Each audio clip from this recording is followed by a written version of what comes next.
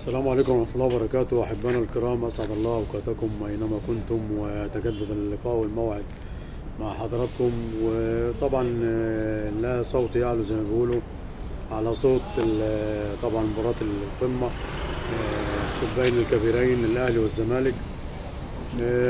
بصراحة يعني الواحد عاوز بشكر يعني دولة الأشقاء في السعودية على المهرجان الضخم والحفل الرائع طبعا يعني تحس ان مصر كلها اتنقلت في السعودية عشان تشاهد المباراة. ويعني بنشكر برضو بكل أمانة السيد تركي آل الشيخ. حاجة بصراحة ولا أروع. الواحد بيتفرج كمصري فرحان يعني كتير والله اللي احنا بنشوفه دون، وحاجة جميلة جميلة. شكرا بجد ومن القلب لاخواتنا في السعودية على اللي احنا شفناه دون. يعني حفل ما اعتقدش ان الواحد هيشوفه تاني. كل النجوم موجودة، اساطير، رونالدو، مشورينيو، مش عارف، توتي، عمرو دياب. حاجة يعني الناس اللي القائمين على العمل ده، انا مش عارف بصراحة يعني الفكرة دي اتعملت ازاي، او الترتيب او كده هون.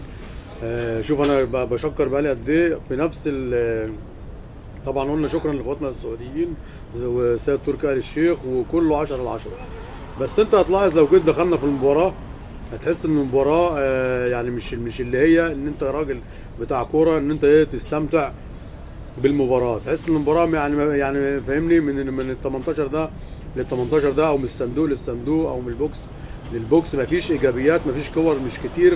الكور اللي هي الخطيرة على المرمى وكده مش فاهم يعني، مش عارف. تحس ان ايه، التركيز مش كامل من اللعيبه، وخاصه لعيبه النادي الاهلي. يعني حد لو يعرضني يتفضل يقول لي يا مشكورا يعلق لي، او حد متفق معايا برضو ايه يتفضل ايه يعلق لي على كلامي. طب ايه يا كابتن ناصر، يعني ما فهمناش حاجه. عايز اقول ان الحفل خلى اللعيبه انها ممكن ان تخرج عن التركيز. ازاي انا لعيب في اوضه اللبس عمال المدرب بيقول لي الحكايه والروايه، وهنهجم من هنا، وده هيمسك هنا، وده هيقفل هنا من هنا. واعتقد يمكن ليه لا، يمكن صوت السماعات دخل غرف الملابس. يا عم في اجهزه، في مقفلين وبتاع، والصوت ما بيوصلش. بس التركيز اللعيبه طبعا عارفين في كل الدول وكده ان اللعيبه ايه، او كل المباريات اللعيبه قبل المباراه بتنزل الملعب وتشوف الاجواء وكده هون، وبتحسس ايه. طبعا مدربينا ولاعيبتنا الكبار يعرفوا الكلام ده.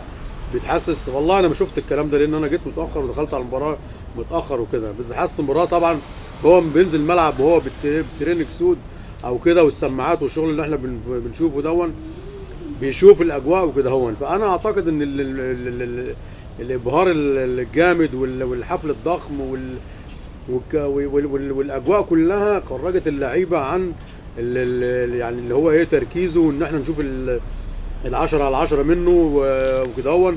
وخاصة بصراحة يعني لعيبة الأهلي، لعيبة الزمالك احنا شفنا المعلقين واحنا شفنا بعيننا، مش مستنيين حد ان احنا يقول لنا.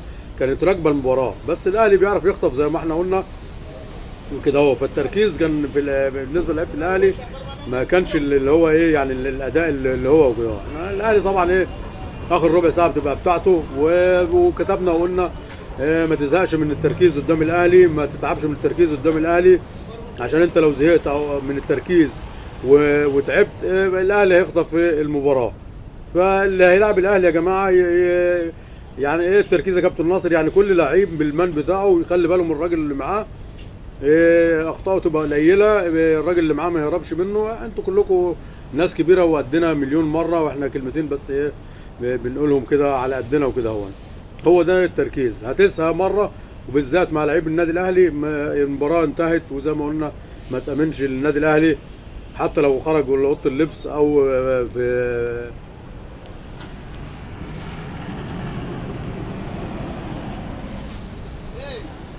ما تأمنش النادي الاهلي زي ما قلنا حتى لو خرج لأوضة اللبس.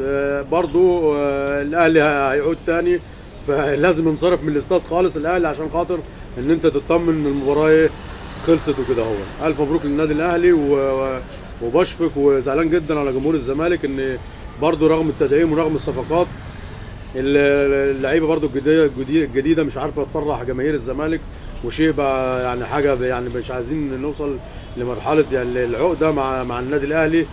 يعني الجماهير الزمالك بصراحه يعني حاجه، الجماهير اتعقدت اقسم بالله العظيم. كنت من دقيقه كده ولا من 5 دقايق مع واحد بقول له انت مالكش في الكوره ولسه هفتح معاه حوار، قال لي لا ماليش. قلت له ازاي انت ما تابعتش المباراه بتاع امبارح؟ قال لي لا انا كنت بتفرج على كوره زمان.